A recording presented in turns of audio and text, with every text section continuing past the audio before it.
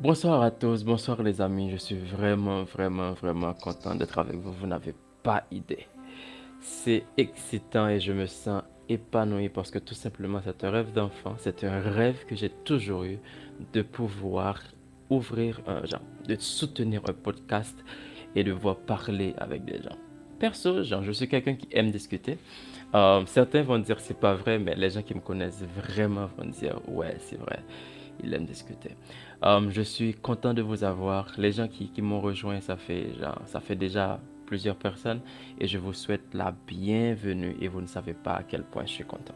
Je veux souhaiter la bienvenue aussi à la première personne qui m'a rejoint dans cette quête. C'est Deli. Euh, c'est un ancien élève et je me sens super content et super épanoui. C'est quoi l'affaire? Pourquoi je fais cela? Un podcast, c'est un espace de discussion. Et je veux discuter sur quoi? Je veux juste parler des esprits, de l'esprit de prophétie et de ce qu'on peut en tirer et comment ça peut nous changer. Maintenant, pour commencer, parce qu'on va juste discuter, pour commencer, je veux vous poser une question. C'est une question personnelle que vous allez juste répondre en vous-même.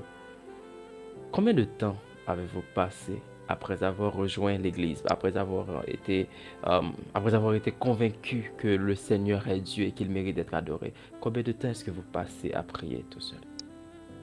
Ou bien, combien de fois est-ce que quand vous parlez de l'Évangile, quand vous prêchez à quelqu'un, combien de fois est-ce que vous ressentez le poids de ces paroles que vous prononcez?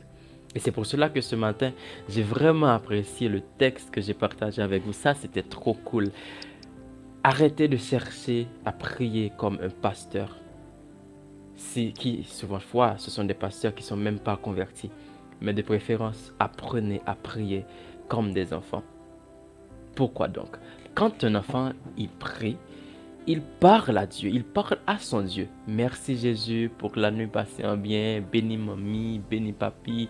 Donne-nous à manger au nom de Jésus. Amen. La prière finit là. Mais l'enfant est convaincu que c'est Dieu qui lui a permis d'avoir une bonne nuit de sommeil. L'enfant est convaincu que Dieu puisse bénir sa famille, ses parents, ses amis. Et l'enfant sait très bien que Dieu va lui donner à manger. Et c'est ce genre de prière que Dieu veut que nous fassions. Vous voyez,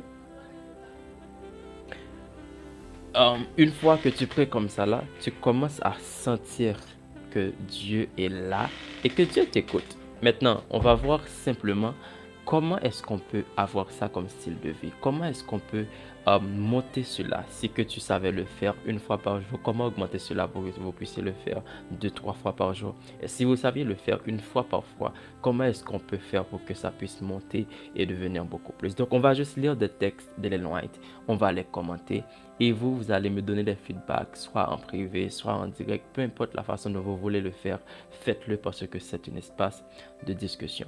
Le texte que je veux voir avec vous aujourd'hui, c'est un texte d'Ellen White. C'est un texte qui est assez brillant parce que tout simplement ça parle de la grâce. C'est le chapitre 32 qui a comme titre Croître dans la grâce. Alors, pardonnez-moi, je vais juste switch dans peu importe la langue que je trouve et que je me sens à l'aise là-dedans. Et juste parce que je veux juste partager avec vous ce que moi je pense de la vie et surtout de la vie spirituelle. Croître dans la grâce. Croissez dans la grâce et dans la connaissance de notre Seigneur et Sauveur Jésus-Christ. C'est comme un autre. Les jeunes ont la possibilité de croître en Jésus, de croître dans la grâce spirituelle et dans la connaissance. On peut apprendre à connaître toujours mieux Jésus en sondant attentivement les Écritures et en se conformant aux principes de vérité et de justice qui s'y trouvent révélés. La phrase que j'aime bien dans ce passage, et c'est ça que je vais lire maintenant, ceux qui croissent en grâce d'une manière constante auront une foi ferme et progressive. Et je vais commencer à faire les commentaires sur cette phrase. Dès que vous avez ça comme style de vie, restez dans la grâce et vous commencez à grandir, dans la grâce de manière constante, votre foi va devenir une foi ferme, mais aussi une foi progressive, c'est-à-dire une foi en constante croissance. Maintenant, vous allez me dire, mais écoute, pourquoi est-ce que toi tu fais cela? Mais qu'est-ce qui te dit que toi tu peux soutenir un tel projet? Pourquoi est-ce que tu parles de vie spirituelle? Comment est-ce que c'est-à-dire que tu veux me faire croire que genre, ok, toi t'es meilleur que moi, etc. Loin de là. Je suis juste venu vous parler de quelque chose que moi j'ai eu, que moi j'ai confronté l'affaire et j'aimerais genre le partager avec vous. Est-ce que vous l'avez confronté aussi? Si oui, genre, tirez au moins quelque chose de mon expérience et avancer. Sinon, gloire à Dieu pour vous, je suis content pour vous parce qu'il n'y a pas de, il y a pas de plus grande joie, il n'y a pas de plus grand épanouissement que lorsqu'on est en Jésus et lorsqu'on a une relation avec lui. Maintenant, je parlais tout à l'heure de comment les gens prient. Souvent de fois, nous faisons des prières. La prière est longue, la prière a tellement de gros mots que certaines fois, genre, non seulement ça pète les genoux et après la prière, disons que par exemple moi, qui ne connais pas beaucoup trop mes vocabulaires, je suis obligé d'aller dans les dictionnaires. Mais est-ce que pour de vrai, Dieu écoute ces prières? Ah, je suis pas venu vous dire que genre, quand vous priez, Dieu vous écoute pas. Mais je me demande tout simplement. Et certaines fois, nous prions, les choses que nous, genre, ça que nous dit, yo, si on savait les appliquer, et croyez-moi, genre, on serait comme des Élés, comme des Enoch, comme des Moïse.